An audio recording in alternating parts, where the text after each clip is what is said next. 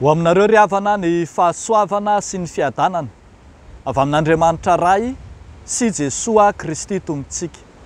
Amen. Jesoa Kristy tena ambony amin'ny fahefana. Jesoa Kristy tena ambony amin'ny fahefana. Zany no asongadiny no finainantsika an'io filazantsara araka ny Luka 7:1 hatramin'ny 10. Nefa kitsika amin'ny anaran'i Jesoa manao hoe: ary rehefa vitan'i Jesoa teo anatrehan'ny olo izany toriteny rehetra izany, dia nakany Kapernaum izy. Ary ny mpanompon'ny kapiteny anankiray izay malalany dia narà rehefa ho faty. Koa raha nahareny amin'i Jesoa ilay kapiteny, dia naniraka lolon'ny jiosaka eo aminy hangataka azy mba ho avy ka ahasitrana ny mpanompony. Ary rehefa tonga teo amin'i Jesoa ireo dia nangataka mafy taminy ka nanao hoe: miendrika ny anaovanao izany izy satria tia ny firenentsika izy, sady izy no efa nanao ny sinagoga ho antsika. Ary Jesoa nandeha niaraka taminy. Ary rehefa amby eo akaikin'ny trano izy, ilay kapiteny dia naniraka sakaiza hitsena azy ka nanao taminy hoe: Tompoko, aza manahirana ny tenanao ianao, fa tsy mendrika hidiranao ambany tafotranoko aho. Koa na dia ny tenako aza dia nataoko fa tsy mendrika keo aminao, fa mitenena ihany dia ho sitrana ny ankizilahiko. Fa izao koa mba lehilahy manan-dehibe ihany ka manana miaramila izay feheziko, koa hoy izao amin'ny anankiray mandeha any, dia mandeha izy. Ary amin'ny anankiray koa avia, dia avy izy. Ary amin'ny mpanompoko ataovy izao, dia manao izy. Anononare izany Jesoa dia gaga taminy, ary dia nitodika izy ka nanao tamin'ny vahoaka izay nanaraka azy hoe: lazaiko aminareo fa tsy mbola nahita finoana lehibe toy izany azy aho, na dia tamin'ny Israely aza. Ary noho ny tafaverina tao an-trano ireo irak'ireo, dia hitany fa sitrana ilay mpanompo. Ray masino, manamasinana amin'ny fahamarinana, ny teninao no fahamarinana. Amen. Jesoa Kristy no tena lehibe amin'ny fahefana. Jesoa niasa tany Kapernaum sy ny manodidina iny. Efa nanomboka ny Elipatra tetsy sy teroa ny lazany ka tonga tany am-potsofon'ilay kapiteny anankiray izay voatantara eto. Kapiteny izay amarin'ny fitantarana fa hafa firenena fa tsy jiosy, kanefa manamboninahitra ambony, manam-pahefana. Reto soratra masina voatanisy reto dia manambara fa tena manam-pahefana ilay kapiteny.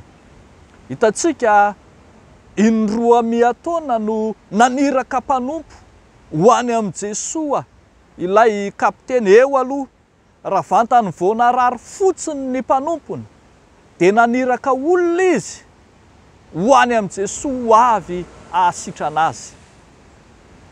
Fa rehefa nandeha indray Jesoa ka ho avy anatona ny trano, dia naniraka olona indray izy ilaza fa aza makany an-trano akory.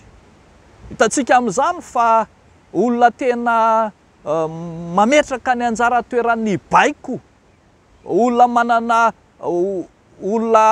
manana fehezina, mpibaiko, manana fahefana, ity kapiteny ity raha ny zavatra hitantsika. Fa tsy ny amin'izay nataony ihany, fa ny amin'ny noteneniny ihany koa dia hitantsika fa olona manam-pahefana izy. Eo ny nanirano mba hanasitranana ny mpanompony. Fa eo ihany koa ny teniny izay nolazainy fa tsy mendrika ho ao an-tokantranoko aho izy fa ao an-tranoko ianao izy fa za olona manan-dehibe ihany, manana miaramila feheziko. Teneniko fotsiny ireo hoe mandeha ana dia mandeha izy, avy dia avy izy, ataovy izao dia ataony io. tena manam-pahefana izy. Saingy io manam-pahefana io koa eto no hitantsika fa mbola miondrika eo ambany ny fahefan'i Jesosy ilay tena manam-pahefana. Manaiky ity hafa firenena ity, ilay miaramila, fa i Jesosy no tena tompony fahefana. Mino izy fa io Jesosy io dia tsy mila makao an-tranony akory. Io Jesosy io dia miteny fotsiny hoe sitrana na dia any aza dia ho sitrana izy. Tsy mendrika ho ao atokantragnoko akory ianao izy, tsy mendrika hidiranao atokantragnoko akory aho. Ry havako, natoina fahefana ty kapiteny ity dia manaiky sy mino izy fa ny fahefan'i Jesosy mbola ambony lavitra noho ny baiko miaramila, noho ny fahefan'ny kapiteny. Manaiky ny kapiteny hafa firenena fa manam-pahefana aminy Jesosy Kristy. Ry havako malala ao amin'ny tompo, ampianarin'ny jentilisa isika anana fanahin'ny fankatoavana amin'ilay Jesosy Kristy tena manam-pahefana, ambony amin'ny fahefana, ilay tompony fahefana.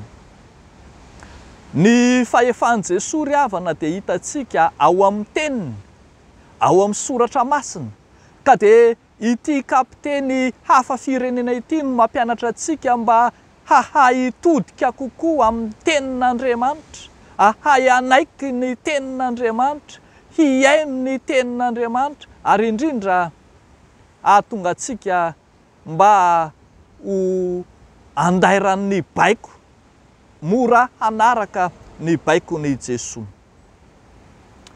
Ny zavatra hitantsika eto ry havako malala dia izao manao hoe ao amin'ny fankatoavana ny tenin'i Jesosy, ao amin'ny fankatoavana ny fahefan'Andriamanitra no ahitana fanasitranana. Jesosy eto dia miaiky volana mihitsy miteny fa tsy mbola nahita finoana lehibe toy izany izy na dia tamin'ny Israely ary. Ary hitantsika fa raha voanody ireo mpanompo dia sitrana raha teo koa ilay narary. Ny hery sy ny fahefan'i Jesosy dia nanasitrana na dia nisy ny elanelan-tany aza.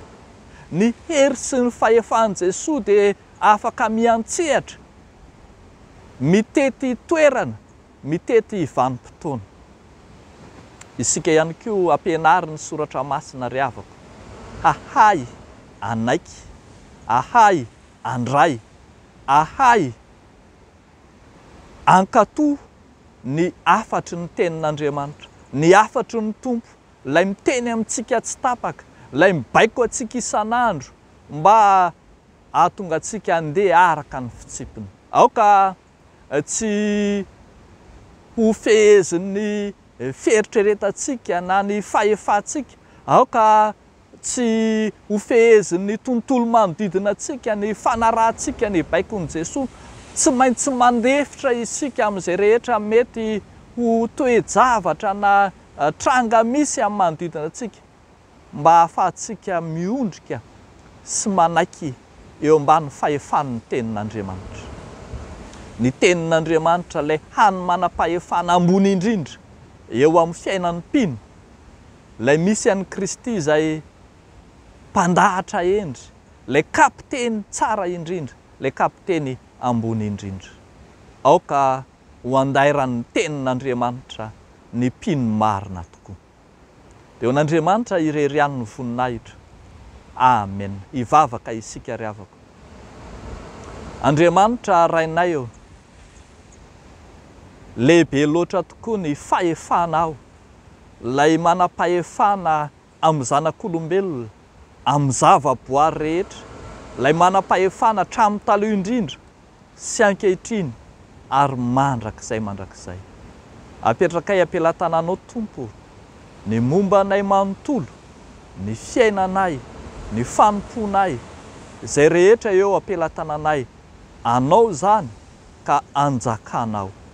Apetrakay aminao Jesosy ny fanahinay, ny hoavinay, ny fisalasalanay rehetra, fa ianao ilay hany manapaka ny fiainanay, ianao ilay manana fahefana any an-danitra sy ety an-tany.